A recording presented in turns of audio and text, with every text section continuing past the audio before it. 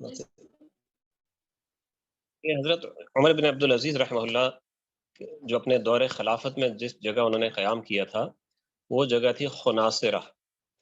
اور یہ ایک اس زمانے کی آپ اسے قلعہ کہہ لیں یا بستی کہہ لیں، چھوٹی، آج کل کے زمانے میں تو بہت چھوٹا سا گاؤں ہے۔ اور انہوں نے کیوں اس کو منتخب کیا؟ ایسا معلوم ہوتا ہے کہ جب یہ دابق سے یہ لشکر واپس آیا، دابق میں ان کی بیعت ہوئی تھی اور اس کے بعد لشکر واپس روانہ ہوا تھا، تو واپسی میں ہی آپ نے جو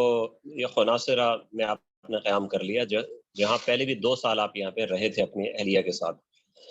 اور پھر باقی زمانے میں اپنے دور خلافت میں کبھی کبھی آپ دمشق آیا کرتے تھے، ورنہ اکثر آپ نے یہیں زندگی گزاری ہے۔ اور اس کی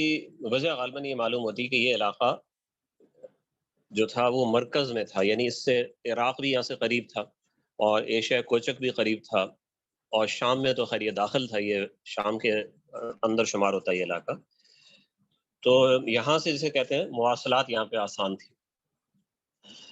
اچھا، اب آگے انہوں نے جو کام کیے ان کاموں کو سمجھنے کے لیے جو نا سب سے پہلی چیز ہے بنیاد کیا ہے۔ ہم کسی کی عظمت کو تب جان سکتے ہیں کہ جب ہمیں یہ معلوم ہو کہ اس نے کیسے حالات میں اس نے کام کیا، تو اس میں پھر ذکر آتا ہے کہ بنو مروان کے دور میں کیا خرابیاں تھیں۔ جب یہ بات آتی ہے تو یہاں پہ پھر افراط و تفریط ہو جاتی ہے، یعنی ایک طبقہ وہ ہے جو بنو امیہ کی مخالفت میں وہ حد سے آگے نکلا ہوا ہے، یعنی روافض، اور وہ بنو امیہ کے علاوہ اور صحابہ کرام کو بھی برا بھلا کہتے ہیں، یعنی اصل دشمنی تو ان کے صحابہ کرام سے ہے۔ تو وہ جب اس معاملے پہ آتے ہیں کہ حضرت عمر بن عبد العزیز سے پہلے کیا تھا، تو وہ ان برائیوں کو اتنا اس طرح بیان کرتے ہیں کہ جیسے ان سے پہلے صحابہ کرام بھی وہ غلط نظام کو تقویت دیتے رہے۔ تو ان میں سے کچھ لوگ وہ ہیں کہ جو اس معاملے کو حضرت امیر معاویہ رضی اللہ عنہ تک لے جاتے ہیں کہ یہ ساری برائیاں ان کی شروع کی ہوئی، یہ تو عام ہے یہ۔ اور جو ان میں غالی روافظ ہیں، غالی جو شیعہ ہیں، رافضی اسی کو کہا جاتا ہے جو غالی ہو، وہ پھر حضرت ابوبکر عمر رضی اللہ تعالیٰ عنہ تک بات کو لے جاتے ہیں۔ تو خلاصہ یہ کہ پھر پیچھے بچتا کیا ہے، جب شیخین کو بھی انہوں نے برا کہہ دیا، تو یہ تو انتہائی درجے کی بدعقیدگی ہے، گمراہی ہے۔ اچھا، دوسری طرف کچھ لوگ وہ ہیں جو بنو امیہ کا دفاع کرتے ہیں، اور اس دفاع میں بھی وہ حد سے آگے نکل جاتے ہیں، اور وہ یہ کہتے ہیں کہ نہیں، حضرت عمر بن عبد العزیز سے پہلے کوئی برائی تھی ہی نہیں، اور ان سے پہلے جو تھے یعنی عبد الملک بن مروان ہے، یہ ولید ہے، حتیٰ کہ حجاج بن یوسف بھی، یہ سارے کے سارے دودھ کے دھلے تھے، ان میں کوئی خرابی نہیں تھی۔ تو یہ دونوں موقف غلط ہیں، دونوں کو ماننے سے آپ یوں سمجھیں کہ ایک بالکل غلط بات پھر دونوں سے ثابت ہوتی ہے۔ یعنی اگر پہلی بات کو مان لیں تو اس سے تو یعنی صحابہ کرام پہ الزام آتا ہے، اور دوسری بات کو مان لیں کہ حضرت عمر بن عبد العزیز جس زمانے میں آئے تھے تو اس زمانے میں کوئی خرابی نہیں تھی، اور ان سے پہلے کے جو خلفاء تھے اور حجاج بن یوسف تک یہ سارے بہت اچھے تھے، تو پھر حضرت عمر ابن عبد العزیز کا اپنا کارنامہ کیا ہے؟ ہر طرف خیر ہی خیر تھی، تو انہوں نے آ کے کس چیز کو تبدیل کیا؟ تو انہوں نے کچھ بھی نہیں کیا، پھر ان سے پہلے بھی خیر تھی، ان کے زمانے میں بھی وہی خیر تھی، اسی چلی ہوئی چیز کو انہوں نے تھوڑا سا آگے چلا دی، یہ تو کوئی بڑی بات نہیں تھی۔ بلکہ اس لحاظ سے اگر آپ دیکھیں تو ان کا زمانہ آپ کو کمزور نظر آئے گا، خراب نظر آئے گا، یعنی کوئی اعتراض کرنے والا یہ کہہ سکتا ہے کہ جی پہلے تو خیر بھی تھی اور فتوحات بھی تھی، ان کے زمانے میں تو خیر والی تو بات تو کوئی نئی ہوئی نہیں، اور فتوحات ان کے زمانے میں وہ بالکل ہم کو نظر نہیں آتی ہیں کہ فتوحات بڑی بڑی کوئی ہوئی ہوں۔ تو اس لحاظ سے تو بنو امیہ کے، بنو مروان کے کمزور خلفاء میں شمار ہوں گے۔ تو آپ سوچیں کہ اس سے بڑی بے انصافی کیا ہوگی کہ اتنے عظیم خلیفہ کو اور مسلمانوں کے اتنی بڑی شخصیت کو، کہ جن کو ہمارے اسلاف نے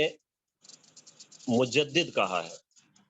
تو آپ اس کو تجدید کے مقام سے گرا کے اس کو بالکل ایک عام سے حاکم کی صف میں لے جاتے ہیں۔ تو اس لیے ہمیں یہاں پہ انصاف کے ساتھ اور احتیاط کے ساتھ ہمارے چلنا ضروری ہے، اس معاملے کو سمجھنا ضروری ہے کہ پہلے خرابیاں تھیں تو کس حد تک تھیں، اور جب اس چیز کو آپ دیکھتے ہیں تو اس میں پھر آپ کو ذخیرہ تاریخ سے زیادہ ذخیرہ حدیث کو آپ کو دیکھنا چاہیے۔ جو برائیاں ذخیرہ حدیث سے ثابت ہو جاتی ہیں وہ تو ثابت ہوں، اور باقی تاریخ میں جو ہے اس میں جو ذخیرہ حدیث والی چیزوں کا ساتھ دیتی ہے ان کو بھی مان لیں، اور جن میں ایسا مبالغہ ہے کہ صحابہ کرام کا دامن بھی وہ آلودہ کریں ان کو ترک کر دیں۔ تو جب ہم اس معیار کو ہم دیکھتے ہیں اور اس اصول کو لے کے ہم چلتے ہیں تو ہمیں یہ سمجھ میں آتا ہے کہ یہ جو برائیوں کا آغاز تھا وہ یزید کے زمانے سے ہوا تھا، اور اس میں حضرت امیر معاویہ رضی اللہ تعالیٰ کو ہدف تنقید نہیں بنایا جا سکتا، جیسے ہم تفصیل سے پیچھے بتا چکے ہیں یزید کے دور میں، لیکن یزید کے دور میں خرابیوں کا آغاز ہو گیا تھا، اور ان خرابیوں کے آغاز میں جو بنیادی چیز تھی نا کہ ایک چیز خراب ہوتی ہے اس سے پھر باقی معاملات خراب ہوتے ہیں، وہ تھی مطلق العنانی، اپنے اختیارات کو اتنا بڑھا لینا کہ ہر چیز وہ ایک فرد واحد کے حکم سے ہوگی، اور شورائیت سے گریز، یعنی اس زمانے کے جو بہترین لوگ تھے، اور اسلام کا نظام بنیادی طور پہ شورائی ہے کہ اکابر کو اور مختلف میدانوں کے ماہرین کو ان سے مشورہ کر کے فیصلے کیے جائیں، تو وہ چیز آپ کو یزید کے دور میں نظر نہیں آتی، اور اس کی مثالیں بہت سی موجود ہیں جس کا بھی وقت نہیں ہے۔ تو جب آپ دیکھیں گے یزید کے دور کو تو یہ ساری باتیں آپ کو سمجھ میں آئیں گی۔ اچھا، اب ہم آگے چلتے ہیں، پھر یزید کے دور سے جو آگے چلتے ہیں تو ہم دیکھتے ہیں کہ جو مزاج اس کے بعد بن گیا، عبداللہ بن زبیر رضی اللہ تعالیٰ نے بڑی کوشش کی اس ماحول کو تبدیل کرنے کے لیے، 9 سال انہوں نے خلافت بھی انہوں نے سنبھالی، لیکن ظاہر ہے جو ایک آپ کہہ سکتے ہیں اس زمانے کا جرنیلی طبقہ جس کے ہاتھ میں اختیارات رہے تھے، فوج اس کے ہاتھ میں رہی تھی، اور زیادہ تر وہ بنو مروان تھے، یعنی خود مروان ابن حکم اور اس کے ساتھی وغیرہ، وہ ان کے خلاف لگے رہے۔ تو یہ جو صورتحال ہے، یعنی آگے چل کے جو حکومت ملی ہے پھر وہ مروان کی اولاد کو ملی ہے، اس کے بیٹوں اور پوتوں کو ملی ہے۔ اب یہ لوگ جو تھے، پہلے بھی میں عرض کر چکا ہوں کہ یہ لوگ ایسے نہیں تھے کہ جیسے بعد کے حکمران ہیں یا آج کل کے حکمران ہیں کہ جو جناب اسلامی لباس بھی ان کا نہیں ہے، اور وہ جناب شراب نوشی اور دوسرے گناہ اور بدکاری اور گانا بجانا دن رات ان میں لگے رہتے ہیں، تو ایسا تو نہیں تھا، لیکن کچھ چیزیں ایسی تھیں کہ وہ ان کے زمانے کے اندر بھی وہ یعنی شروع ہو گیا تھا برائیوں کا آغاز۔ اچھا، ان میں سب سے اب وہ میں برائیوں کو ذرا بیان کرتا ہوں، ذرا ایک سمجھنے کے عناوین لگا کے۔ سب سے پہلی جو برائی بنو مروان میں تھی وہ تھی اعتقاد کے لحاظ سے، وہ تھا الصحابۃ کلہم عدول سے انحراف، یا صحابۃ کلہم عدول کا انکار۔ یہ چیز معمولی نہیں ہے، بہت بڑی چیز ہے۔ صحابہ کرام کے بارے میں ہمارا عقیدہ ہے، اسلام کا نے ہمیں عقیدہ دیا ہے کہ تمام صحابہ عادل اور امین ہیں، یعنی صحابہ جو ہم کہتے ہیں عدول ہیں، تو عدول کا معنی کیا ہے؟ عدول عادل کی جمع ہے۔ تو اس عقیدے کا خلاصہ آپ کے سامنے بیان کر رہا ہوں کہ سارے صحابہ عادل ہیں، امین ہیں، ان کی امانت و دیانت و شک و شبہ سے پاک ہے، شک و شبہ بھی نہیں کیا جا سکتا۔ لہٰذا نمبر 1، کسی صحابی پر آپ جھوٹی حدیثیں گھڑنے کا، یہ حدیث میں کمی بیشی کا الزام نہیں لگا سکتے، جو ایسا کرتا ہے وہ غال ہے، مغل ہے۔ نمبر 2، کسی صحابی پر سب و شتم کرنا، لعن طعن کرنا، ان پہ الزام تراشی کرنا، ان کے کردار کشی کی کرنا، یہ کردار کشی کی مہم چلانا، اور پھر ان باتوں کو ہلکا سمجھنا کہ یار معمولی باتیں یہ بھی بہت بڑی گمراہی ہے۔ ظاہر ہے کہ صحابہ کرام کے بارے میں ایسے شکوک کو جگہ دے دیں تو وہی باتیں جو ہم اکابر سے سنتے رہتے ہیں، آپ نے بارہا سنی ہے کہ امت میں اور حضور صلی اللہ علیہ وسلم کے درمیان جو واسطہ بنی ہے جو ہستیاں، ان پہ سے اعتماد ختم، تو نتیجہ کیا کہ سنت کا ذخیرہ مشکوک۔ اور حاصل یہ کہ پھر گمراہی بے دینی کے راستے پہ انسان چل پڑے گا۔ تو الصحابۃ کلہم عدول کہہ کے ان تمام گمراہیوں کے راستے میں ہمارے اسلاف نے ایک بند باندھ دیا، ایک تالا لگا دیا۔ اچھا، اور اس پہ اجماع چلا ہے، پہلی صدی ہجری سے لے کے آج تک اس پہ اجماع ہے۔ جب حضرت عمر ابن عبدالعزیز خلیفہ بنے ہیں اس وقت بھی امت کی اکثریت کا یہی مذہب تھا، لیکن 3 جماعتیں ایسی تھیں جو اس عقیدے کو نہیں مانتی تھی، منکر تھی اس عقیدے کی۔ ایک تھے خوارج، دوسرے تھے شیعان علی کے متشدد لوگ، سارے نہیں، متشدد لوگ جو ان کے تھے وہ، اور تیسرے نمبر پہ تھے مروانی، اور انہی کو نواسب بھی کہا جاتا ہے۔ ان تینوں میں جو مشترک بات تھی جس پہ تینوں متفق تھے، ویسے تو یہ تینوں آپس میں ایک دوسرے کے دشمن تھے، لیکن جو ان میں جو چیز قدر مشترک تھی وہ یہ کہ ان میں سے کسی کے نزدیک بھی تمام صحابہ عدول نہیں تھے، ہر ایک کے نزدیک کچھ نہ کچھ صحابہ وہ عدالت کے دائرے سے خارج تھے، ہر ایک کو کچھ نہ کچھ صحابہ سے دشمنی تھی۔ اب خوارج جو ہے وہ تو اکثر صحابہ کو عدول سے خارج کرتے تھے، وہ حضرت ابوبکر کو، حضرت عمر کو، یا وہ صحابہ جو نبی علیہ وسلم کے زمانے میں شہید ہو گئے تھے، فوت ہو گئے تھے، انہی کو عدول مانتے تھے۔ حضرت عثمان رضی اللہ سے لے کے بعد والے صحابہ کو خارج کر دیتے تھے۔ اچھا، خوارج تو میں نے یہ خوارج، دوسرے کون تھے؟ شیعان علی کے متشدد لوگ، پہلے بھی آپ کو بتا چکا ہوں، شیعان علی میں ایک بڑا طبقہ معتدل لوگوں کا تھا، اور جن سے ہمارے اسلاف نے احادیث لیے ہیں، فقہی مسائل لیے ہیں، وہ تو سمجھے اہل سنت ہی کے تھے۔ متشدد لوگوں کی باتیں کر رہا ہوں، یہی متشدد بعد میں روافض کہلائے۔ یہ وہ تھے جو حضرت علی کو مانتے تھے، ان کے حلقے کے لوگوں کو مانتے تھے، ان سے احادیث لیتے تھے، مگر تینوں خلفاء سے حدیث نہیں لیتے تھے، حضرت ابوبکر، عمر اور عثمان، کہتے تھے ان سے حدیث نہیں لے سکتے۔ اسی طریقے سے شامی جو صحابہ تھے، حضرت معاویہ، حضرت عمرو بن عاص، ان حضرات سے بھی حدیث نہیں لیتے تھے، ٹھیک ہے، اور یہی کہتے تھے یہ لوگ بھائی گمراہ ہیں، تو ان سے ہم حدیث نہیں لیں گے۔ تو یہ 2 طبقے ہو گئے، خوارج اور متشدد شیعان علی۔ تیسرا طبقہ تھا مروانی، نواسب۔ یہ لوگ ان تمام صحابہ کے مخالف تھے جن کا حضرت معاویہ سے اختلاف رہا ہو، یا جن کا یزید سے اختلاف رہا ہو، یا جن کا مروان سے اختلاف رہا ہو، ان کے نزدیک یہ سارے گمراہ تھے۔ چنانچہ حضرت علی سے بھی یہ لوگ روایات نہیں لیتے تھے، حضرت علی کے ساتھ جو صحابہ جنگ صفین وغیرہ میں شریک ہے ان سے بھی یہ ناراض اور خفا رہتے تھے، بغض تھا ان کے دلوں میں۔ یزید سے چونکہ حضرت حسین رضی اللہ عنہ کا اختلاف ہوا تو حضرت حسین بھی ان کے نزدیک وہ گئے گزرے تھے، اور مروان سے عبداللہ بن زبیر کا اختلاف ہوا تھا، مروان سے عبد الملک بن مروان سے، تو اس لیے عبداللہ بن زبیر بھی خارج تھے۔ یعنی صحابہ کی ایک جماعت وہ مروانی حضرات کے نزدیک بھی عدول نہیں تھی۔ اچھا، اب سوال یہ پیدا ہوتا ہے کہ ان تینوں طبقوں میں زیادہ خطرناک کون تھا؟ تو آپ دیکھیں، اگر ہم آج کے زمانے پر قیاس نہ کریں کہ آج کے زمانے میں ظاہر ہے شیعوں کی جو ان کی طاقت ہے وہ بہت زیادہ ہے، لیکن آپ جب اس زمانے کی بات کریں گے تو متشدد شیعان علی وہ تعداد میں بہت کم تھے، اور وہ اپنے نظریات کا کھلم کھلا اظہار کر بھی نہیں سکتے، یعنی کسی کو یہ حوصلہ نہیں تھا ان میں سے بھی کہ وہ سب کے سامنے حضرت ابوبکر و عمر پر وہ سب و شتم کرے یا کسی اور صحابی پہ سب و شتم کرے۔ خوارج جو تھے وہ جنگوں کے اندر وہ مرتے رہتے تھے، اور بالکل چھوٹا سا گروہ رہ گیا تھا۔ جو تیسرا گروہ تھا یعنی مروانیوں کا، یہ ہو گیا تھا صاحب حکومت، اس لیے ان کو تو کوئی ڈر بھی نہیں تھا، کسی کا خوف ہی نہیں تھا، تو اس لیے انہیں جن صحابہ سے دشمنی تھی یا ناراضگی تھی ان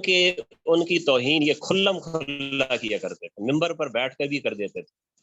ان کو کوئی ڈر نہیں تھا۔ تو اس کی آپ کو جب آپ یہ مثالیں آپ کو ملیں گی کتب حدیث میں، ٹھیک ہے، مثلا ابو داؤد شریف میں عبید اللہ بن زیاد کے الفاظ ہیں،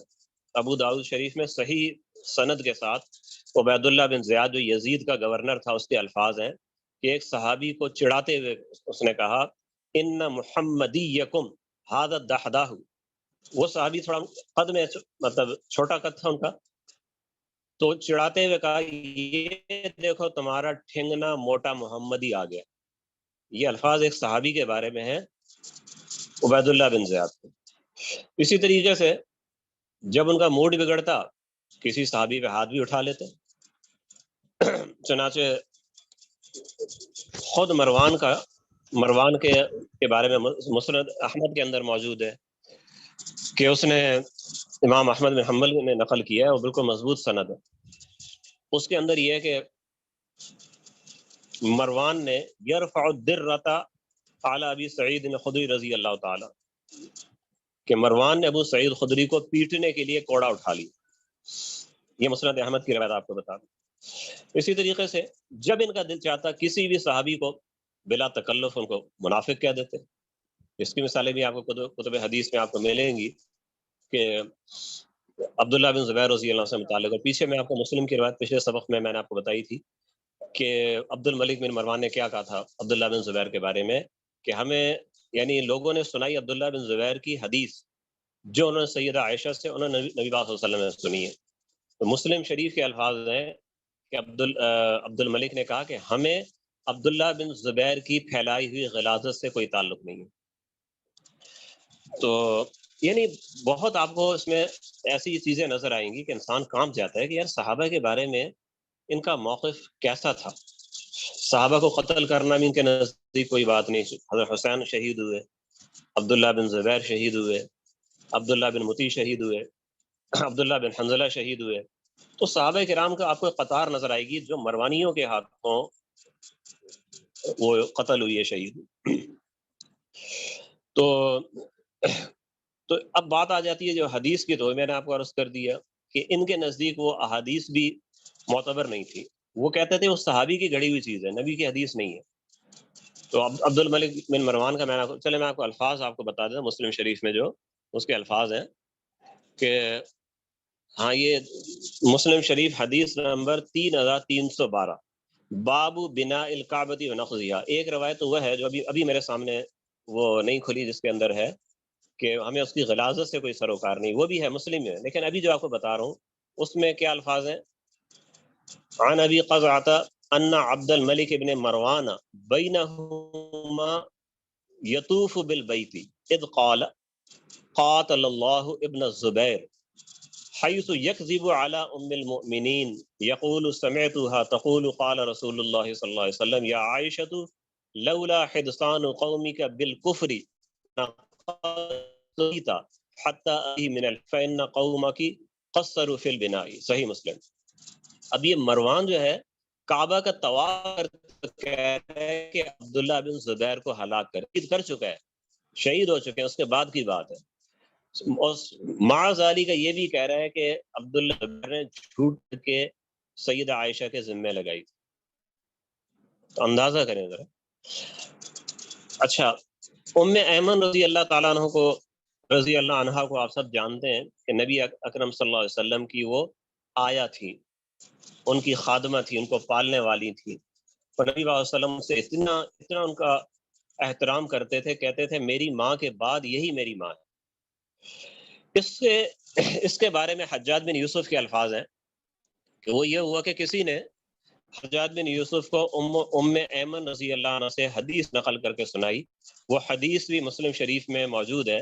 وہ واقعہ آپ نے سنا ہوگا کہ نبی پاک صلی اللہ علیہ وسلم کی وفات ہو گئی، اور یہ مسلم میں موجود ہے واقعہ کہ حضرت ابو بکر عمر رضی اللہ تعالیٰ عنہما نے آپس میں کہا کہ چلے ام ایمن کے پاس جاتے ہیں رضی اللہ عنہ. تو ان کے پاس چلے گئے اور ان سے بات چیت کی، اور پھر نبی اکرم صلی اللہ علیہ وسلم کے زمانے کی باتیں وہ یاد ہونے لگی. تو ام ایمن رضی اللہ تعالیٰ عنہ نے روتے ہوئے کہا کہ اب کی ان الوحی قد کہ میں اس لیے رو رہی ہوں کہ آسمان سے وحی کے نزول کا بند ہو گیا. یہ بالکل صحیح ہے، بہت سی کتب حدیث میں موجود. جب یہ حجاج کو یہ حدیث سنائی گئی تو حجاج نے کیا کہا؟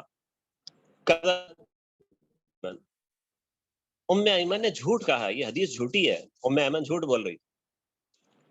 تو آپ اندازہ لگائیں کہ کیسے لوگ تھے یہ۔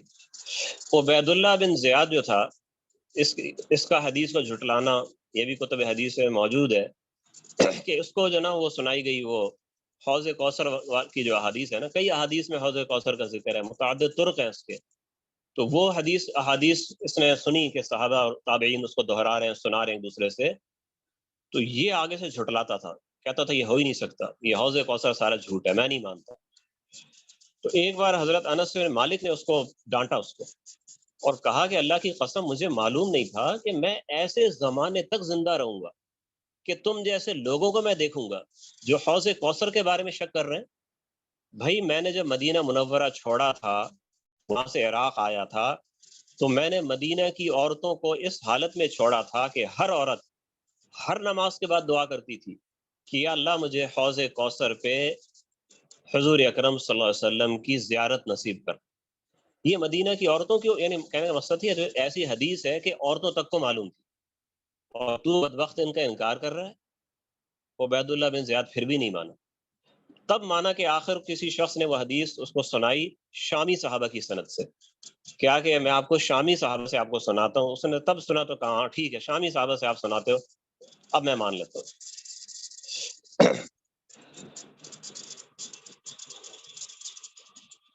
یہ ایسا فتنہ تھا کہ اگر علماء کرام محدثین جن میں تابعین اور تبع تابعین وہ صف اول میں تھے، اگر وہ زمانے کے اندر بھرپور طریقے سے حدیث کی خدمت نہ کرتے اور ان چیزوں کو جن کو یہ لوگ جھٹلا رہے تھے ان چیزوں کو اور زیادہ قوت سے نہ بیان کرتے، تو ہمارا دین پھر کہاں سلامت رہتا۔ اچھا اسی کے ساتھ ایک چیز اور تھی، یعنی یہ الصحابۃ کلہم عدول کے اندر ایک تو برائی یہ تھی کہ احادیث کو جھٹا رہے تھے، ایک یہ تھا کہ بطور خاص حضرت علی کی اور سادات کرام کی ان کی توہین و تنقیص وہ کیا کرتے تھے، اور وہ ایسا کس لیے کرتے تھے؟ وہ ایسا اس لیے کرتے تھے تاکہ لوگ جو نا سادات کو ہم سے بہتر نہ سمجھیں، وہ یہ کہیں کہ نہیں بنو مروان بھی بڑے اعلیٰ ہیں بلکہ سادات ان سے پیچھے ہیں، بنو مروان کے کارنامے زیادہ ہیں۔ ایک بار مروان کی بات چیت ہو رہی تھی حضرت علی ابن حسین حضرت زین العابدین رحمہ اللہ سے، یہ چونکہ نجی مجلس تھی، تو مروان نے ان سے کہا کہ جب ہمارے آقا پر حملہ ہو رہا تھا، یعنی حضرت عثمان پر حملہ ہو رہا تھا،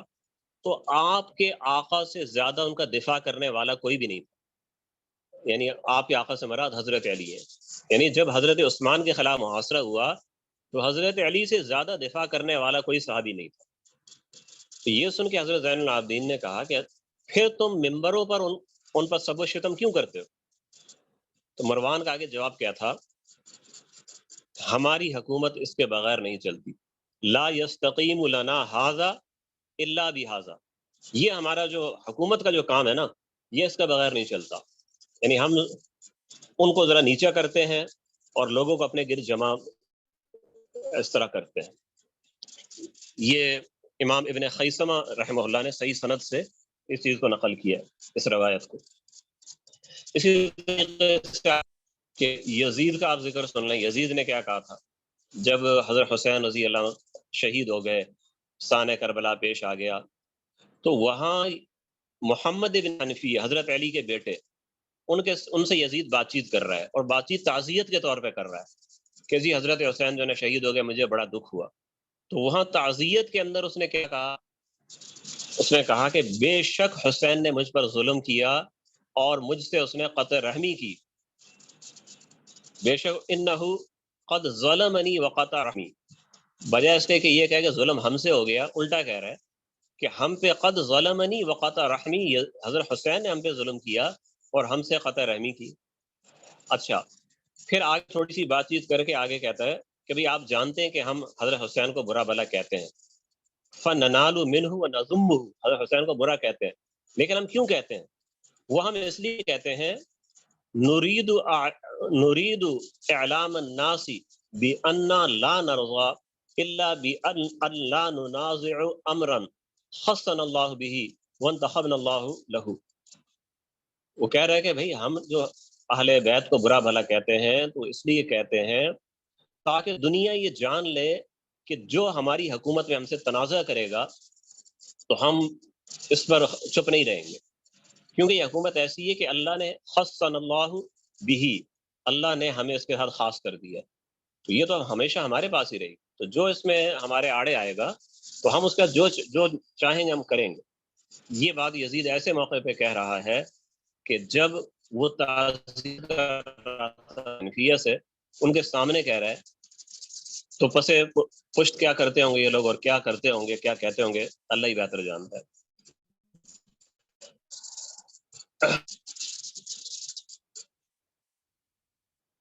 الطبقات الکبریٰ ایک کتاب ہے، بڑی مشہور کتاب ابن،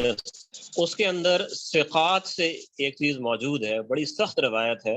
اس کا پورا تو میں ترجمہ بھی نہیں کر سکتا، یعنی اب ہم مروان پر آ جاتے ہیں کہ مروان جو تھا یہ تو باقاعدہ حضرت حسن اور حضرت کو اہل بیت کو ان پر لعنت کے الفاظ کہا کرتا تھا، اور وہ لعنت کے الفاظ بھی صرف لعن یلعن نہیں ہوتے تھے، بڑے سخت الفاظ آگے پیچھے ہوتے تھے۔ تو طبقات ابن سعد کے اندر ثقات کی روایات کے اندر مروان نے کیا کہا، حضرت حسن و حسین دونوں موجود تھے، تو مروان نے کہا انکم اہل بیت ملعونون، نعوذ باللہ من ذالک۔ ترجمہ کرنے کی مجھے ہمت نہیں ہے، خلاصہ یہ کہ ان کو بس لعنت کر دیا اہل بیت پر، بلا استثناء سبھی کو رگڑ دیا۔ تو آگے سے حسن نے پھر جواب دیا اور کہا کہ تم اہل بیت کو ملعون کہہ رہے ہو، فواللہ لقد لعن اللہ اباک علی لسان نبیہ وانت فی صلبہ، اللہ نے تمہارے والد پر لعنت کی ہے نبی پاک صلی اللہ علیہ وسلم کی زبانی، جبکہ تم پیدا بھی نہیں ہوئے۔ بہرحال یہ جو سلسلہ تھا یہ بنو مروان کے دور میں چلتا رہا، اور یہ صرف لعنت ملامت کی ہی نہیں جاتی تھی، دوسروں کو دعوت دی جاتی تھی کہ ہم کر رہے ہیں آپ بھی کریں۔ سعد ایک بڑے مشہور صحابی ہیں اور بڑی لمبی عمر انہوں نے پائی، تو مدینہ کے ایک مروانی امیر نے ان سے فرمایا کہ بھائی آپ حضرت علی پہ لعنت کریں، اور یہ کم سے کم اتنا کر دو، آپ اور کچھ نہیں کرتے تو کم سے کم آپ یوں کہہ دو کہ لعن اللہ ابا تراب، یعنی حضرت علی پہ ادنا درجہ یہ ہے کہ آپ ان پہ لعنت تو کر دیں، بھائی اس میں کیا حرج ہے۔ یہ روایت جو ہے یہ آپ کو مسلم شریف میں آپ کو مل جائے گی، صحیح مسلم حدیث نمبر 6382 باب فضائل علی میں۔ تو حضرت سہل بن سعد نے آگے سے جواب میں حضرت علی کے فضائل سنائے اس کو، اور اس کی توقع کو خاک میں ملا دیا۔ یہ طریقہ جو صحابہ کرام کا بھی، تابعین کا، تبع تابعین کا یہ رہا تھا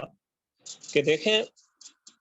تشدد کے مقابلے میں تشدد نہیں کیا جاتا، اگر اگلا پاگل ہے جاہل ہے وہ ایسی باتیں کر رہا ہے ہم بھی آگے سے لگانے لگ جائیں، ہم اصل جو مذہب ہے، اصل دین ہے، ان کے سامنے بیان کر دیں۔ وہ سہل بن سعد نے یہی کہا کہ میں تو ایسا ہرگز نہیں کروں گا، کیونکہ میں نے حضرت علی کے بارے میں نبی اکرم صلی اللہ علیہ وسلم سے فلاں فضیلت و فلاں فضیلت فلاں فضیلت سنی ہے۔ تو حضرت سہل کے وہ الفاظ ایسے مبارک کہ وہ آج تک چلے آ رہے ہیں اور لوگ پڑھ رہے ہیں، پڑھا رہے ہیں۔ حضرت عبداللہ بن عباس رضی اللہ تعالیٰ عنہ، ان کے سامنے ایک شامی شخص آیا، یہ مستدرک حاکم ایک حدیث کی کتاب ہے، اور اس میں دونوں قسم کی روایات ہیں، صحیح بھی ہیں اور ضعیف بھی ہیں۔ یہ جو روایت ہے اس کو حافظ ذہبی نے مستدرک میں اپنے حواشی میں اس کو صحیح قرار دیا،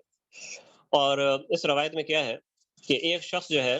وہ شامی شخص، وہ حضرت علی پر سب و شتم کر رہا تھا، حضرت عبداللہ بن عباس کے پاس بیٹھا ہوا، تو عبداللہ بن عباس نے سنا کہ حضرت علی پہ سب و شتم کر رہا ہے، تو کنکری اٹھا کے اس کو ماری، کنکری اٹھا کے ماری، اور کہا کہ اللہ کے دشمن، تم نبی اکرم صلی اللہ علیہ وسلم کو تکلیف دے رہے، اور کہا کہ اگر رسول اللہ صلی اللہ علیہ وسلم حیات زندہ ہوتے، سنتے تمہاری بات، تو اندازہ کتنی تکلیف۔ تو یہ صحابہ کرام کا اس کے بارے میں آپ جو کہہ لیں کہ جو جوابی ان کا طریقہ تھا وہ یہ تھا، اور وہ اس میں خاموش نہیں بیٹھتے تھے، بڑے طریقے کے ساتھ اور بڑے مضبوط بنیاد کے اوپر اس کو رد کرتے تھے۔ تو خیر یہ ان کے، اچھا آپ کو ایک عجیب آپ کو بات بتاؤں، اگر آپ بخاری شریف آپ کھولیں گے نا تو وہاں پر عجیب روایت آپ کو ملے گی کہ نبی اکرم صلی اللہ علیہ وسلم نے اہل بدر کے بارے میں فرمایا تھا، اعملوا ما شئتم قد غفرت لکم، اللہ نے اہل بدر کے بارے میں فرمایا کہ جو چاہو کرو میں نے تمہیں بخش دیا۔ ٹھیک ہے، یہ مشہور روایت ہے، بخاری شریف میں موجود ہے۔ تو اسی بخاری نمبر 7 آئیں گے تو 3000 میں اسی روایت کے آگے پیچھے کچھ اور تفصیل بھی ہے، اور اس میں آیا ہے کہ ایک شخص نے دوسرے شخص کو یہ حدیث سنائی، تو ابن عطیہ کے دوسرے صاحب جو ہے وہ کہتے ہیں کہ اچھا انی لأعلم ما الذی جرأ صاحبک علی الدماء، بھائی اب مجھے پتہ لگ گیا یہ حدیث یہ میں ابھی ہے کہ سبھی کے ساتھ ایسا ہو رہا ہے، آواز کٹ کے آ رہی ہے؟ جی تھوڑی تھوڑی کٹ کے آ رہی ہے۔ اچھا پھر تو مسئلہ خراب نہ ہو جائے ساری، پھر آپ کی ریکارڈنگ بھی خراب ہو جائے گی۔ نہیں اب بہتر ہو گئی ہے ذرا الحمدللہ۔ مائک کر کے لگا، ابھی ٹھیک ہے؟ اب صحیح؟ جی حضرت، جی جی حضرت اب ٹھیک ہے۔ اچھا، پاک بخاری شریف میں آپ دیکھیں گے حدیث نمبر 3081 آپ دیکھیے گا کہ وہ ابن عطیہ تو حضرت علی کی فضیلت سنا رہے ہیں، اور وہ بتا رہے ہیں بھی حضرت علی اہل بدر میں سے ہیں، اور اہل بدر کے بارے میں اللہ نے فرمایا اعملوا ما شئتم قد غفرت لکم، جو چاہو کرو میں نے معاف کر دیا۔ تو جو دوسری ذہنیت تھی نا، مروانی ذہنیت، اس شخص کا آدمی آگے سے کہہ رہا ہے کہ مجھے پتہ چل گیا کہ حضرت علی کو مسلمانوں کے خون خرابے پر اسی چیز نے تو آمادہ کیا۔ لا اعلم ما الذی جرأ صاحبک علی الدماء، اب پتہ لگا کہ حضرت علی کو چونکہ حدیث پتہ تھی کہ بدری جو چاہے کرے، اس لیے حضرت علی لوگوں کا خون بہاتے رہے، قتل کرتے گئے، فساد پھیلاتے گئے، ان کو پرواہ اسی لیے نہیں تھی نا، تبھی انہوں نے اتنے برے برے کام کیے، نعوذ باللہ من ذالک۔ یعنی جو چیز ایک صحابی کی فضیلت بیان کر رہی ہے، اس چیز کو جن صحابہ سے ان کو ناراضگی ہے ان کے بارے میں الٹا استدلال کر۔ تو صلح حدیبیہ میں آپ سب جانتے ہیں، صلح حدیبیہ میں کہ حضور اکرم صلی اللہ علیہ وسلم نے صلح حدیبیہ کا جو لکھوایا تھا مسودہ، تو وہ کس نے لکھا تھا؟ حضرت علی نے لکھا تھا، حضرت علی نے لکھا تھا، کتب تاریخ میں بھی ہے، کتب حدیث میں بھی۔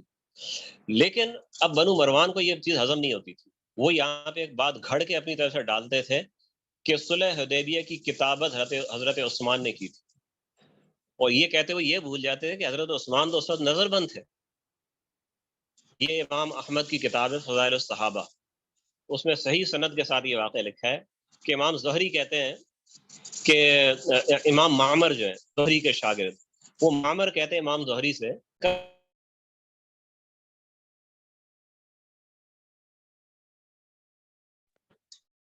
من، آواز آ رہی ہے جی؟ من کانا کاتب الکتاب حدیبیہ، حدیبیہ کے دن وہ صحیفہ، وہ مسودہ، وہ عہد نامہ کس نے لکھا؟ فضحی کا۔ تو امام زہری ہنس پڑے اور کہنے لگے ہوا علی، بھائی علی تو تھے، اور کون تھا؟ لیکن لو سألت ہؤلاء، اگر آپ ان سے پوچھیں، یہ آگے یعنی یہ اسی حدیث کے اندر لکھا ہوا ہے، اگر آپ ان سے پوچھیں، نہیں بنو امیہ سے پوچھیں، قالوا عثمان، وہ کہیں گے عثمان تھے، انہوں نے وہ عہد نامہ لکھا تھا۔ تو یہ یعنی آپ یہ سمجھیں کہ مذہب کا خیز باتیں اسی زمانے سے دین کے اندر شامل کرنے کا کام بھی شروع کر دیا تھا۔ جو لوگ یہ کہتے ہیں کہ جو تحریف ہوئی ہے وہ جناب وہ ساری کی ساری وہ شیعوں نے کی ہے، ادھر ہمیں نہ شیعوں سے کوئی ذاتی دشمنی ہے، نہ مروانیوں سے کوئی ذاتی دشمنی ہے، ٹھیک ہے؟ جس نے بھی دین میں گڑبڑ کرنے کی کوشش کی وہ ہمارا اور اس کا مقابلہ ہے، اور ہم دونوں پہ نقد کریں گے، اور ہمارے اسلاف نے کیا ہے دونوں پہ نقد، تو دونوں ہی اس میں شریک رہے ہیں، نہ ہی قادیان علی شریک ہیں، نہ سارے اموی یا مروانی شریک رہے ہیں، لیکن دونوں طرف ایسے متشدد لوگ تھے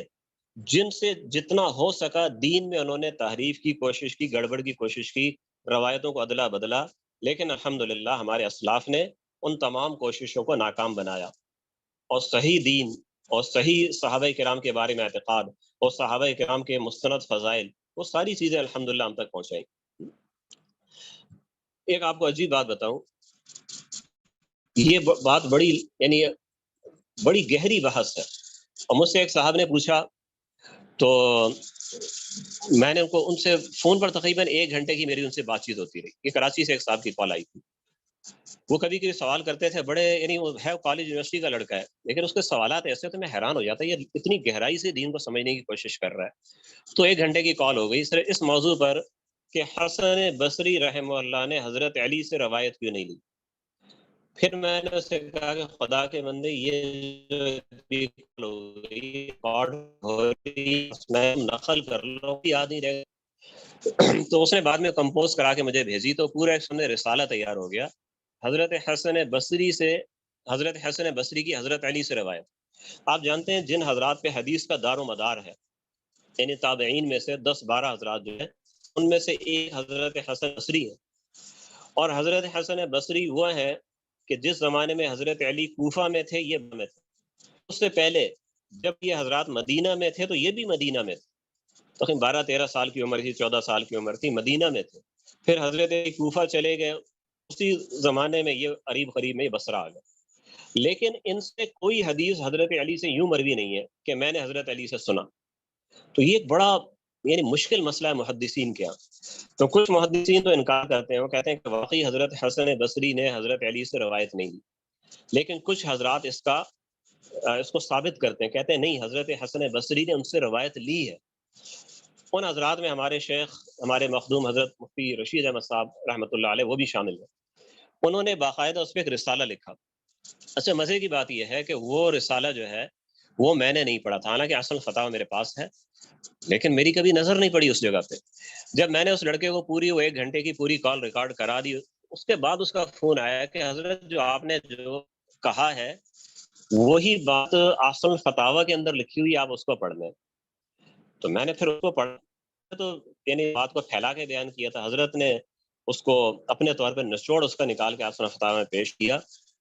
تو پھر مجھے میں نے اللہ کا بڑا شکر ادا کیا کہ جو ایک اپنی تحقیق بن رہی تھی یا رائے بن رہی تھی اپنے اکابر کے مطابق ہو گئی۔ تو حضرت نے اصل فتاوی میں جو خلاصہ پیش کیا وہ یہی ہے کہ حسن بصری کا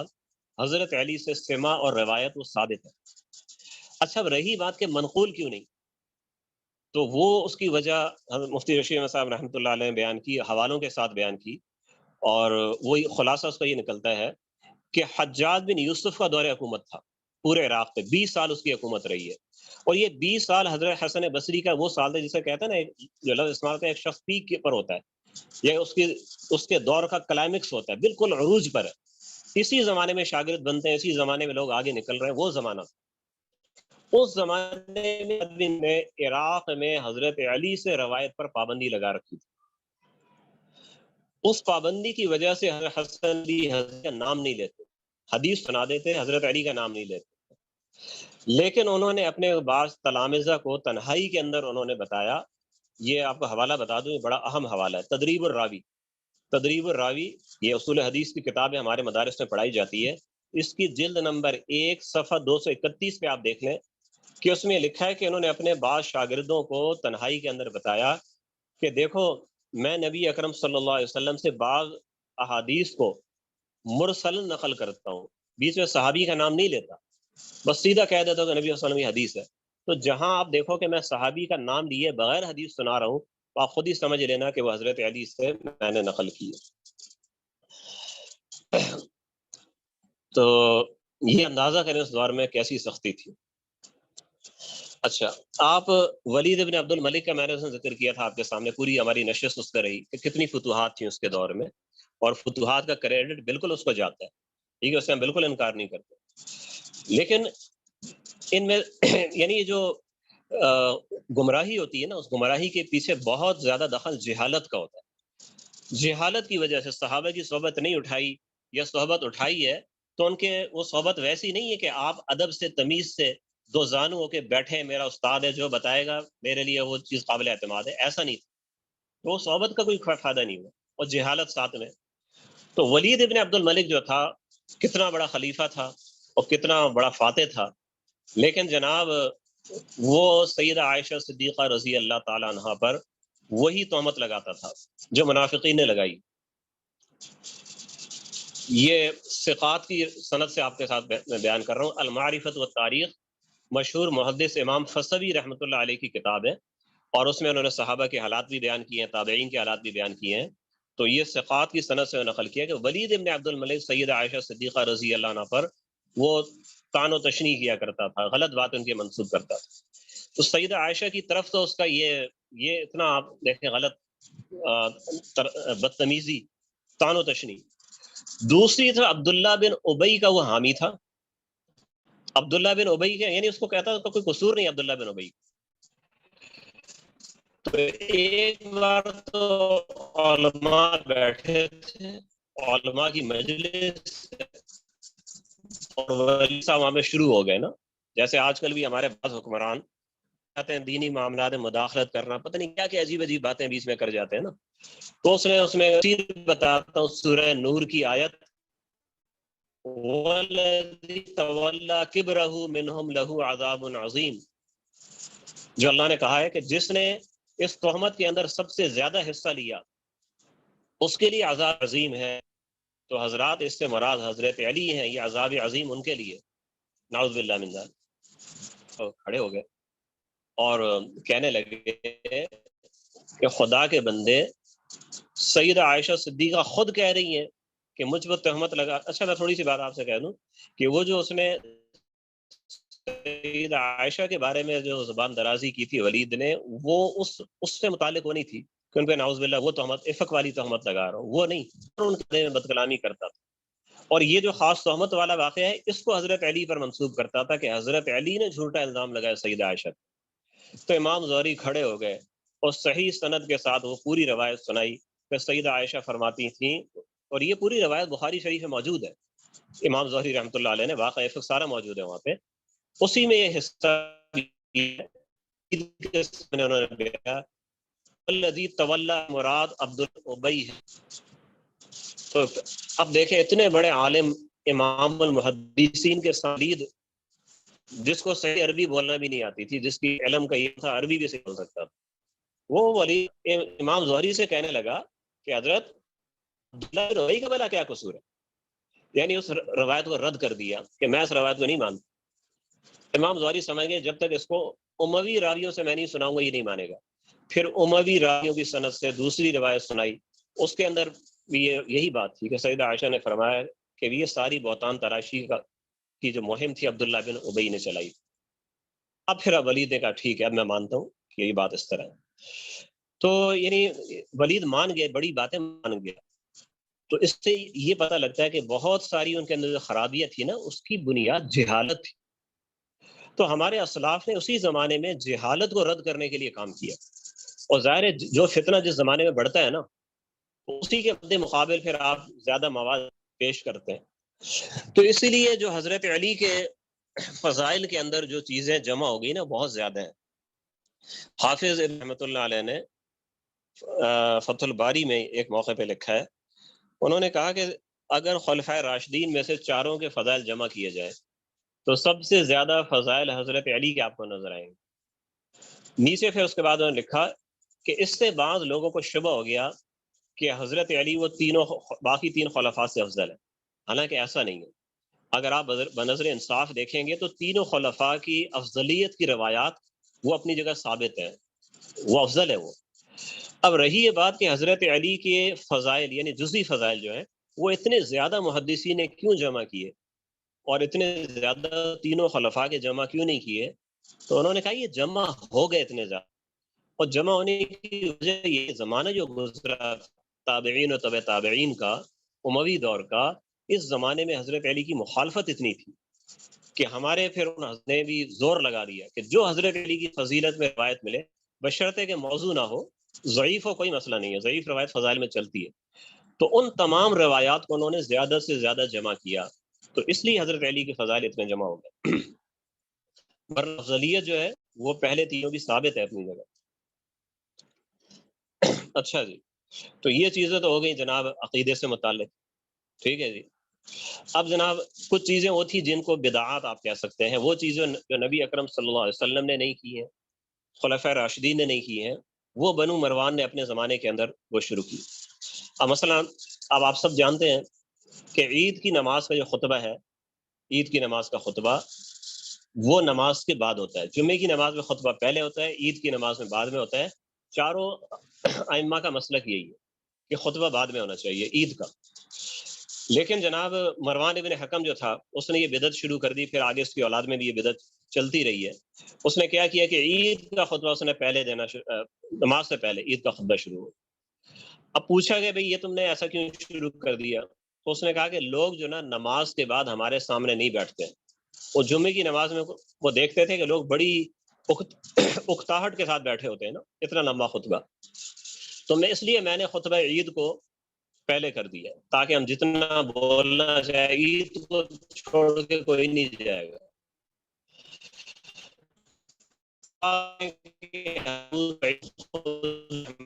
صحابہ میں سے ہے، انہوں نے بھائی یہ طریقہ بدعت ہے، اس طریقے کو چھوڑ دو۔ تو صحیح مسلم کی روایت میں ہے کہ مروان نے صحابی کو کیا جواب دیا؟ یا ابا سعید قد تری کا ما تعلم، تو سعید تمہارا علم متروک ہو چکا ہے، اب ہمارا علم چلے گا تمہارا علم نہیں چلے گا۔ تو ہمارا علم اور ہمارا اجتہاد یہی ہے کہ ہم عید کا خطبہ پہلے دیں گے۔ حضرت ابو سعید خدری رضی اللہ تعالیٰ عنہ کے اس کے طنز کے آگے، یعنی یہ صحیح مسلم کی حدیث نمبر 2090 ہے صلاۃ العیدین میں۔ تو ابو سعید خدری رضی اللہ تعالیٰ والذی نفسی بیدہ لا تأتون بخیر مما اعلم، اللہ کی قسم، اس ذات کی قسم جس کے قبضے میں میری جان ہے، تم جو چیز لے کے آ رہے ہو وہ میرے علم کے مقابلے میں خیر والی چیز نہیں ہے۔ میرا علم سنت کا علم ہے، تمہاری لائی ہوئی چیزیں بدعات ہیں۔ تو یہ بدعات جو ہے نا، اسی طریقے سے آپ نے صحیح مسلم کی وہ روایت بھی پڑھی ہوگی، اس مروان کا بیٹا تھا بشر، اس کو بنا دیا تھا گورنر عراق کا عبد الملک کے دور میں۔ یہ پھر شکایت ہے کہ آواز کٹ کے آ رہی ہے بھائی، ایک منٹ ٹھہریے۔ آواز صحیح آ رہی ہے، آواز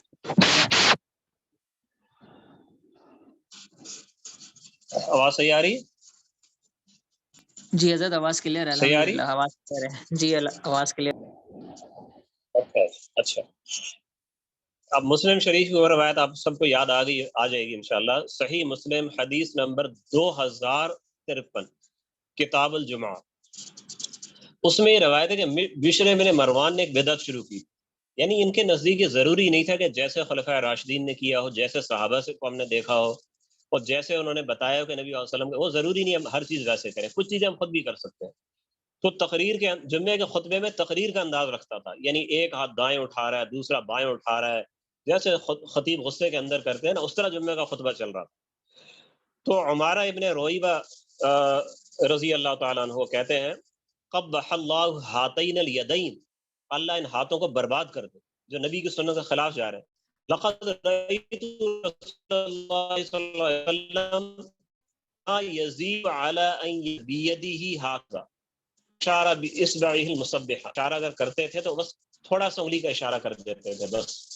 یہ کون سا طریقہ ہے کہ ایک ہاتھ آپ کا مشرق میں جا رہا ہے، ایک مغرب میں جا رہا ہے؟ اچھا، اسی طریقے سے انہی کے خاندان کا ایک اور آدمی تھا عبد الرحمن ابن ام الحکم، وہ بھی کہیں کا گورنر تھا،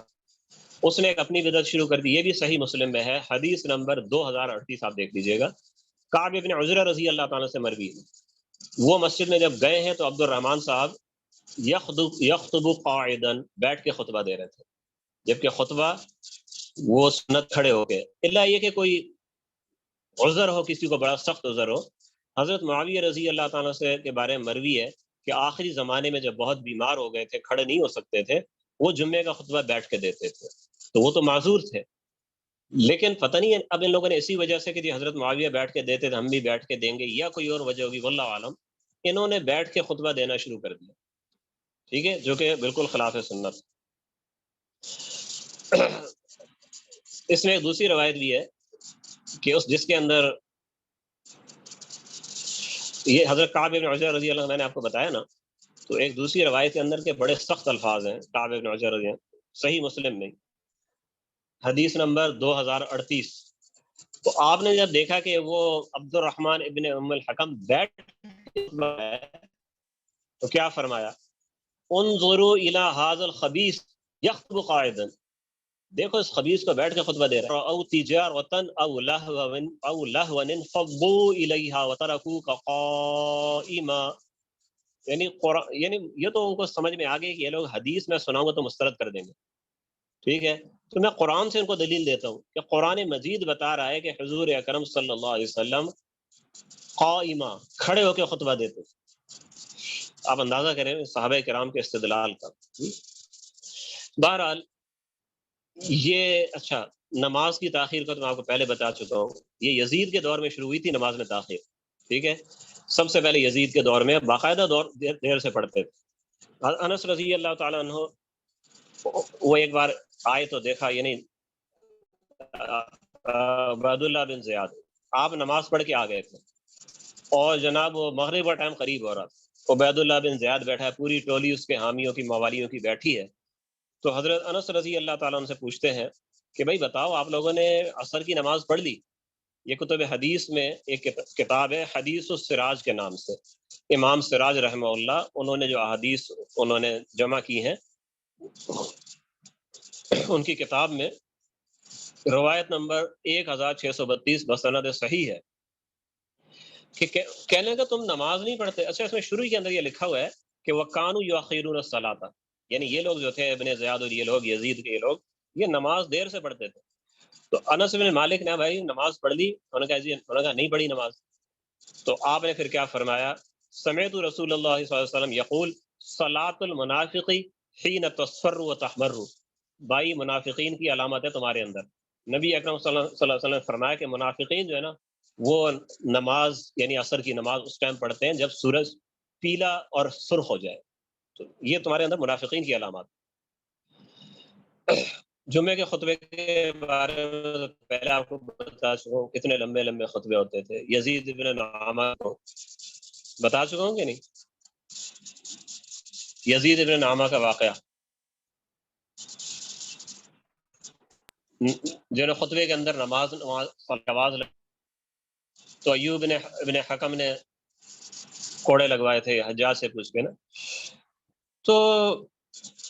مدینہ منورہ، اچھا آپ ایک عجیب بات ان میں یہ تھی، یعنی یہ آپ یہ سوچیں کہ یہ ایسے ایسے کام کیسے کر جاتے تھے نا، جبکہ صحابہ کرام کا زمانہ تھا، تابعین کا زمانہ تھا، خیر القرون تھا۔ تو مسئلہ یہ تھا کہ یہ مرض آج بھی ہمارے اندر بھی ہے، اور ہمارے جتنے اونچے عہدے والے ان میں شاید اتنے ہی زیادہ ہیں۔ ہمارے ایک استاد تھے حضرت مولانا تسلیم صاحب دامت برکاتہم، میرے استاد ہیں، حیات ہیں ماشاءاللہ، تو وہ یہ فرماتے تھے کہ لوگ جو ہے نا حج کر لیتے ہیں، صدقہ خیرات کر لیتے ہیں، مسجد بنا دی، جہاد کر لیا، جہاد میں چلے گئے، تبلیغ میں 4 مہینے لگائے گئے، کوئی ایک بڑی نیکی کر لی، تو پھر وہ کہتے ہیں ہم نیکیوں کے سمندر بن گئے۔ تو سمندر کے اندر غلاظت پڑ جائے تو وہ کوئی فرق ہی نہیں پڑتا سمندر کو، تو ہم تو ایسے سمندر ہیں نیکیوں کے کہ ہم گناہ کریں، برائیاں کریں، کوئی فرق نہیں پڑتا۔ تو یہ اس زمانے کے جو بنو مروان کے بہت سے افسران اور بہت سے ملازمین اور بہت سے امراء، انہوں نے یہ تصور کر لیا تھا کہ جناب یہ ہمارے حکمرانوں کی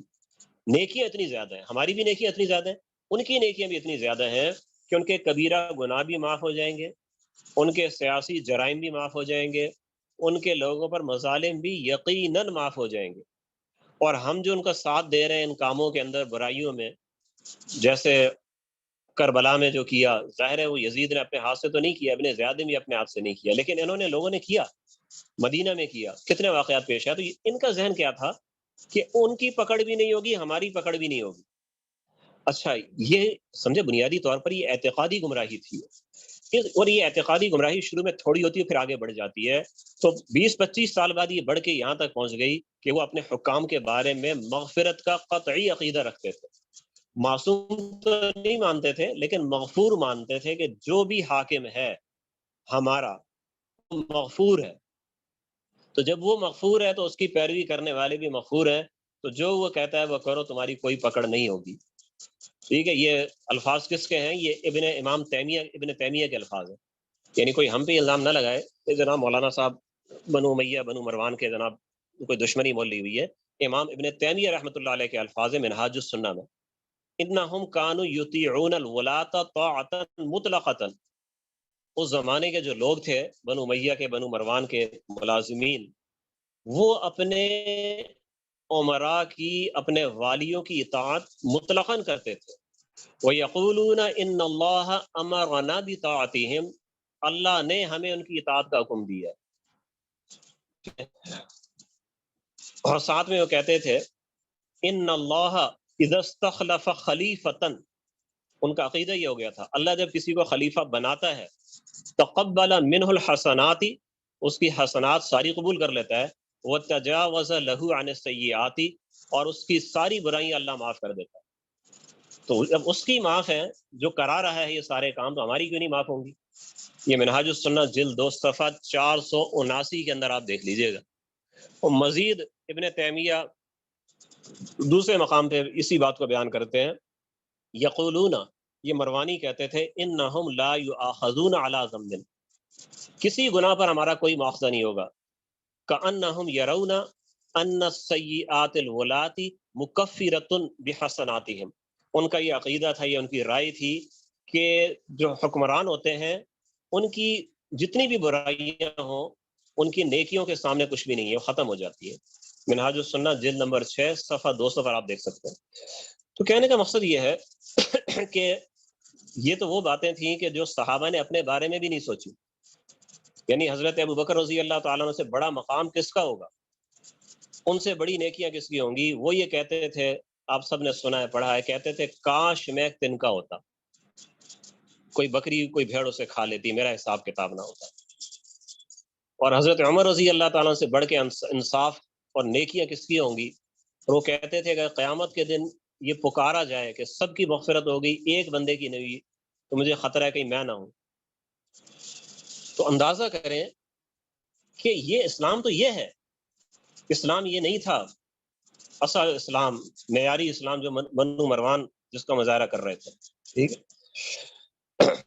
مدینہ منورہ کے بارے میں آپ ذرا ان لوگوں کے خیالات ملاحظہ کریں،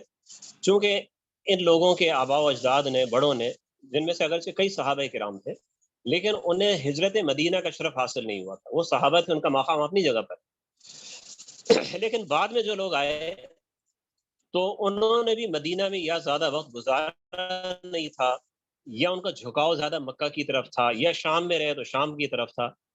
وہ وجہ جو بھی ہو، جب آپ ان کو دیکھیں گے تو آپ کو ان کو اہل مدینہ سے محبت آپ کو نظر نہیں آئے گی۔ اور یہ بھی میں آپ کو کوئی تاریخ کی بات نہیں بتا رہا، یہ آپ کا میں کتب حدیث ہی سے آپ کو بتا رہا ہوں۔ صحیح مسلم میں روایت ہے، حدیث نمبر 3382، کتاب الحج، باب فضل المدینہ، اس میں روایت موجود ہے۔ دیکھیں مروان جو تھا نا، وہ عالم فاضل آدمی تھا، فقیہ بھی تھا، فقی مسائل کو خوب جانتا تھا، تو یہ ایسا نہیں تھا کہ اس کو مکہ مدینہ کی فضیلت معلوم، سب کچھ پتا تھا اس کو۔ اب یہ مسلم شریف کی روایت کے اندر ہے کہ وہ جب خطبہ دیتا تھا، جمعہ کا خطبہ، عیدین کا خطبہ، تو ان خطبوں کے اندر وہ مکہ کی فضیلتیں بیان کرتا، مدینہ کی فضیلت بیان نہیں کرتا تھا۔ ٹھیک ہے، تو رافع بن خدیج رضی اللہ تعالیٰ عنہ، انہوں نے اس کو ٹوکا اور کہا کہ بھئی یہ کیا بات ہے، تو مکہ کی فضیلت بیان کرتا ہے، مدینہ کی فضیلت بیان نہیں کرتا، جبکہ مدینہ کی بھی فضیلت ہے، اور جیسے مکہ کا حرم ہے، مدینہ کا بھی حرم ہے، اور اگر تم چاہو تو میں تم کو وہ حدیثیں پڑھ کے سنا دیتا ہوں۔ تو مروان نے کہا کہ قد سمعت بعد ذالک، قد سمعت بعد ذالک، ہاں مدینہ کے بارے میں کچھ فضیلت وغیرہ کچھ سنی تو ہے، بیان پھر بھی اس نے نہیں کی، بس یوں کہا میں نے کچھ سنا تو ہے۔ تو یہ تو وہ بڑی بڑی چیزیں ہیں جو میں آپ کو زیادہ تر کتب حدیث سے آپ کو بیان کی ہے، اور کئی چیزیں کی تفصیل میں بالکل نہیں جاؤں گا، بس چند الفاظ میں بیان کر رہا ہوں کہ اس کے علاوہ جو جاگیروں کی دوڑ تھی، یہ نہیں پھر یہ چیزیں اعتقاد اور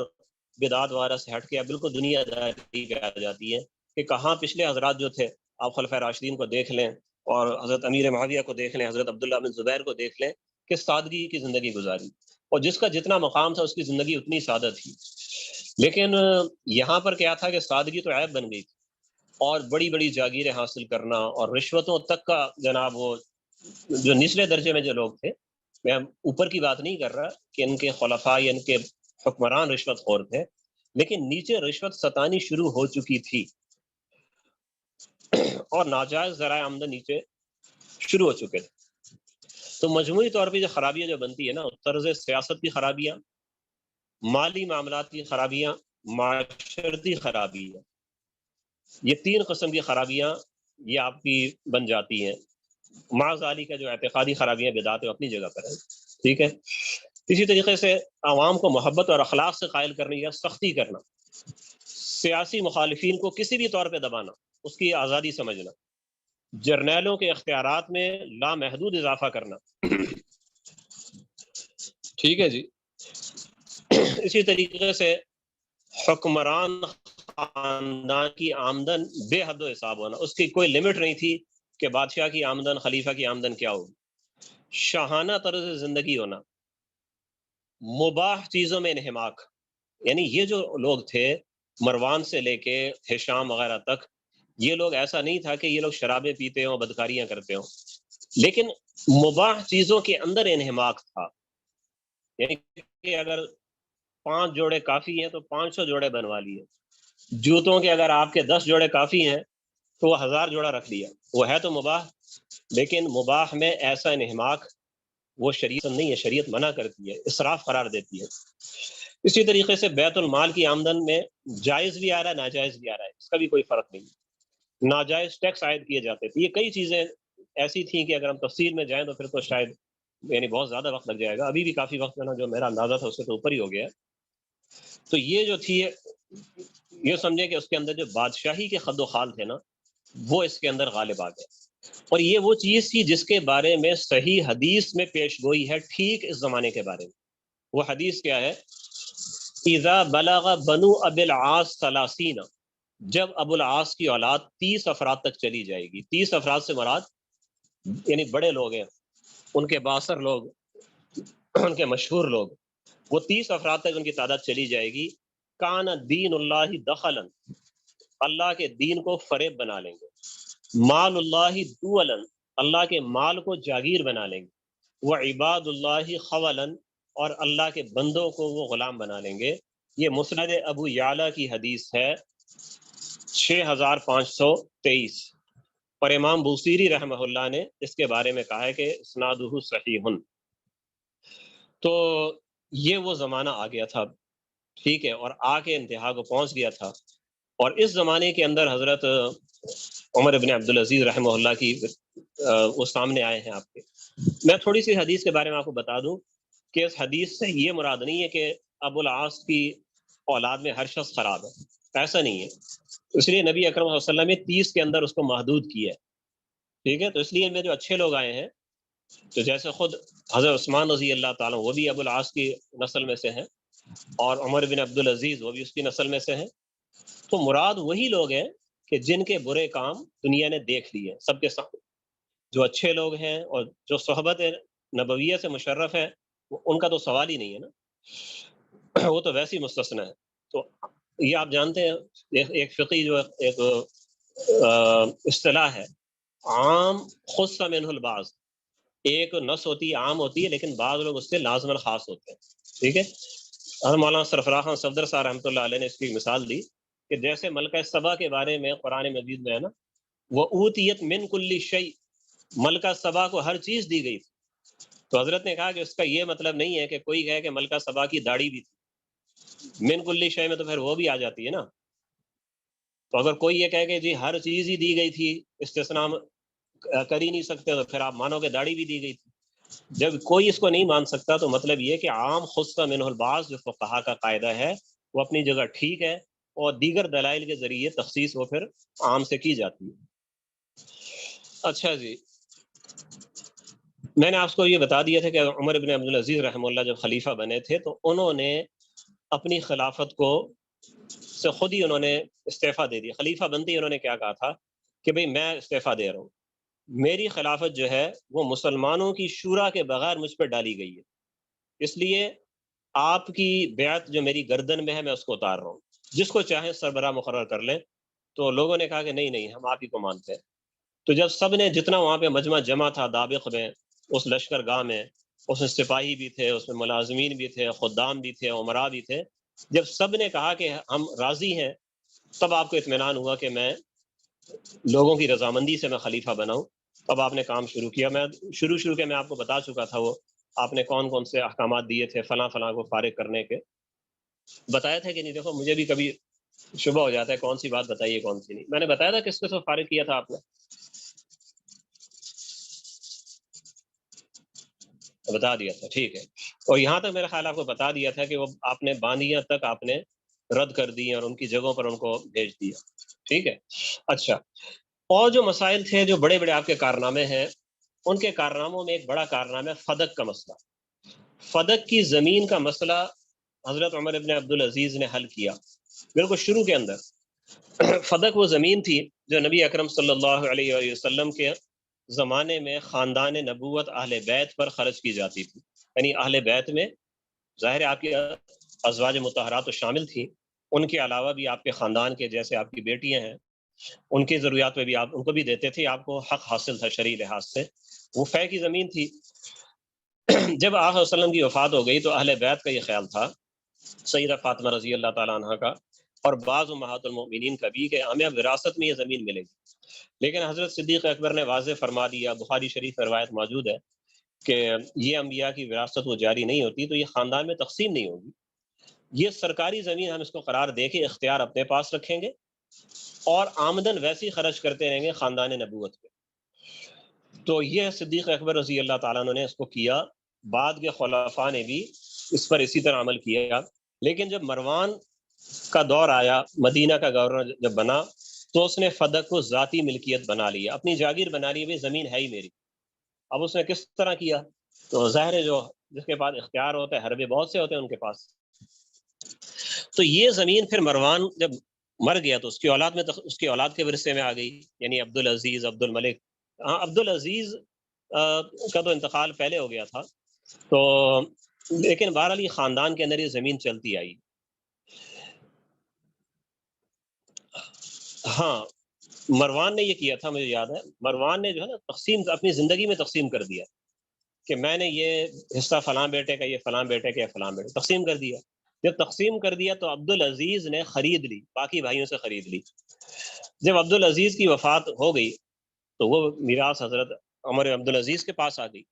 جب آپ خلیفہ بنے تو آپ نے کہا کہ یہ اس وقت میں میری ملکیت، کاغذات کے لحاظ سے میری ملکیت ہے، لیکن میں شرعی لحاظ سے اس کو صحیح نہیں سمجھتا کہ یہ ہماری ملکیت ہو، تو میں اس کو دوبارہ خلفۂ راشدین کی طرف سے لوٹا دیتا ہوں. تو آپ نے اسی طریقے سے کر دیا کہ ملکیت جو ہے وہ سرکاری انتظام کے اندر رہے گی، کسی کی ذاتی ملکیت نہیں ہوگی، اور اہل بیت کے خاندان نبوت پہ اس کی آمدن خرچ ہوتی رہی. آپ پر بنو مروان نے آپ کی مخالفت بھی کی اور پوری کوشش کی کہ یا تو آپ اس سے اپنی اصلاحات کم کر دیں، یا جناب وہ خاص معاملات پہ آپ وہ کر دیں، رعایت کر لیں ہماری. بڑی کوشش کی، لیکن آپ نے وہ ساری چیزوں کو، دباؤ کو مسترد کر دی، کسی کی بات نہیں مانی. آخر میں آپ کی ایک پھوپھی تھی، وہ بڑی یعنی روب داباری خاتون تھی، اور حضرت عمر بن عبدالعزیز بھی ان کا بڑا احترام کرتے تھے. ان پھوپھی کو بھیجا کہ آپ جا کے سمجھائیں، شاید سمجھ جائے. اور پھوپھی صاحب آ گئیں، کہا کہ بیٹا خاندان والے تمہارے خلاف باتیں کر رہے ہیں. اور مزید یہ بھی کہا، گویا کہ ایک دھمکی تھی کہ بیٹا مجھے ڈر ہے یہ تمہارے خلاف بغاوت نہ کر. آپ نے فرمایا کہ پھوپھی جان، قیامت کے دن سے زیادہ کس چیز کا ڈر ہو سکتا ہے؟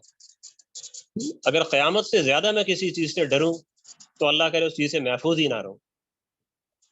یہ سن کے پھوپھی صاحبہ واپس چلی گئیں اور خاندان والوں سے کہا کہ دیکھو یہ غلطی تمہاری ہے، تم نے حضرت عمر رضی اللہ تعالیٰ کے خاندان کی لڑکی سے بیاہ کیا تھا، یعنی تمہارے بڑوں بوڑھوں نے جو غلطی کی تھی یہ تمہارا اپنا کیا دھرا ہے. لڑکا اپنے نانا پہ چلا گیا، اب جو مرضی کر لو. اب جناب جب دیکھ لیا پھوپھی بھی ناکام ہو گئی، ایک بار یعنی مختلف لوگ مختلف اوقات میں کرتے رہے. ایک بار ہشام بن عبد الملک آ گیا، آپ کا کزن، اور کہا کہ دیکھیں نا، اب جو آپ کے کرنے کے کام ہیں نا، آپ جو مرضی آپ کریں، ٹھیک ہے. اور لیکن جو کام پچھلے خلفاء کر گئے، عبد الملک نے کر دیا، ولید نے کیا، مروان نے کیا، ان کو تو اپنی حالت پہ چھوڑ دیں، ان کے فیصلوں کو آپ ہاتھ نہ لگائیں. حضرت عمر نے جواب دیا کہ بھائی یہ بتاؤ کہ اگر ایک مسئلے میں تمہارے پاس دو احکام آئے، ایک حکم حضرت امیر معاویہ بھیجے اور ایک عبد الملک بھیجے، تو کس کو مانو گے؟ یعنی ایک تمہارے باپ کا حکم ہے اور ایک جناب حضرت امیر معاویہ کا حکم ہے، کس پر عمل کرو گے؟ شام نے کہا جی جو گزشتہ جو ہستی تھی، پرانی ہستی تھی، ان کے حکم پہ عمل کروں گا، یعنی حضرت امیر معاویہ کے حکم پہ عمل کروں گا. تو آپ نے فرمایا دیکھو یہ جو تم باتیں کر رہے ہو نا کہ فلاں خلیفہ کا یہ حکم تھا، فلاں خلیفہ نے یہ قانون بنایا، فلاں نے یہ بنایا، ان سب سے پہلے میرے پاس اللہ کی کتاب ہے۔ اب اگر کوئی چیز آپ مجھے اس سے پہلے کی لا دو یا اس سے اعلیٰ لا دو تو الگ بات ہے، ورنہ وہ ظاہر ممکن نہیں ہے۔ تو آپ نے فرمایا کہ کوئی بھی چیز آپ تم پیش کرو تو میرے سامنے کوئی حیثیت نہیں ہے، میں تو کتاب اللہ پہ عمل کروں گا۔ تو ہشام بھی ناکام ہو کے چلا گیا۔ ایک اور شخص تھا،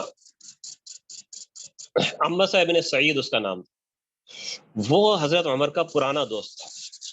حضرت عمر کا پرانا دوست تھا، اور سلیمان بن عبد الملک نے اس کے لیے 20,000 دینار کا حکم دیا تھا کہ بھئی اس کو پتہ نہیں اس کی کسی بات پہ خوش ہوئے یا کوئی کارنامہ انجام دیا، واللہ عالم۔ سلیمان نے اس کے لیے اپنے ہاتھ سے لکھ دیا تھا کہ عنبسہ کو 20,000 دینار دو۔ یہ 20,000 دینار آج کا کتنا بنے گا؟ میرا خیال ہے کہ 50-60 کروڑ بنے گا کم از کم، زیادہ ہوگا کم نہیں ہوگا اس سے۔ اس دن میں نے حساب لگایا 20 دینار کا، صرف 20 دینار، 20 دینار بنتے ہیں پاکستانی سکہ رائج الوقت میں 11 لاکھ روپے بنتا ہے۔ تو اب آپ اس کو 1000 سے ضرب دے دو، کتنا 11 لاکھ کو 1000 سے ضرب دو کتنا بنے گا؟ تو وہ جناب سلیمان کا انتقال ہو گیا، اب اس کے صرف خزانے سے وصولی باقی تھی۔ تو عمسہ وہ سیدھا حضرت عمر کے پاس آیا اور کہا جی یہ حکم تو جاری ہو چکا تھا، اب آپ جو نا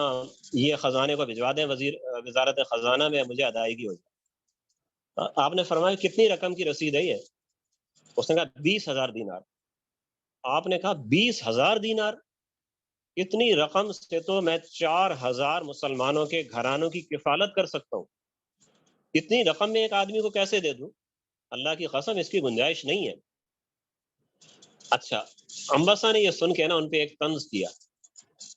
کیوں دوست تھا نا، وہ پرانا دوست تھا، کہنے لگا اچھا یہ کوہ ورس کی زمین کا کیا ہوگا؟ یہ کوہ ورس کی زمین جو تھی ایک پہاڑ تھا اور اس کی یہ زمین تھی جو حضرت عمر ابن عبدالعزیز کی اولاد کے نام گزشتہ خلفاء کے زمانے سے۔ اچھا پیچھے جب یہ عمبسہ اندر بات کر رہا تھا نا تو بنو مروان کے کئی لوگ آ کے دروازے کے پاس کھڑکیوں پہ کان لگا کے کھڑے ہوئے تھے۔ انہوں نے کہا کہ یہ آج شاید ہو سکتا ہے پہلے سے بات چیت طے کر لی ہو کیا بات کرنی ہے، تو انہوں نے کہا کہ عمبسہ نے اگر دبا لی ہے نا حضرت عمر کو تو ہمارے لیے بھی راستے کھل جائیں گے۔ تو یہ بالکل آخری پتہ تھا اس کہ کوہ ورس کی زمین کا کیا ہوگا، یعنی اپنے اولاد کے نام تو آپ کی زمین ہے اور ہمارے گزشتہ خلفاء کے زمانے سے، اور ہمارے نام جو گزشتہ خلفاء کے احکام ہیں، ان کی دستخط کی ہوئی جاگیریں ہیں، وہ آپ ہم سے لے رہے ہیں، ادائیگیاں روک رہے ہیں۔ اب یہ دیکھیں یہ سب سے بڑا امتحان کا مرحلہ ہوتا ہے، انسان اپنی ذات سے بھی زیادہ اپنی اولاد کے لیے لالچی ہوتا ہے، بلکہ اکثر و بیشتر کرپشن کرنے والے اولاد کے لیے کر رہے ہوتے ہیں۔ تو یہ حضرت عمر کا سب سے بڑا امتحان تھا کہ اپنی اولاد کے لیے آپ اگر رک جاتے ہیں نا، آپ کہتے ہیں اچھا یار وہ تو میرے بچے ہیں،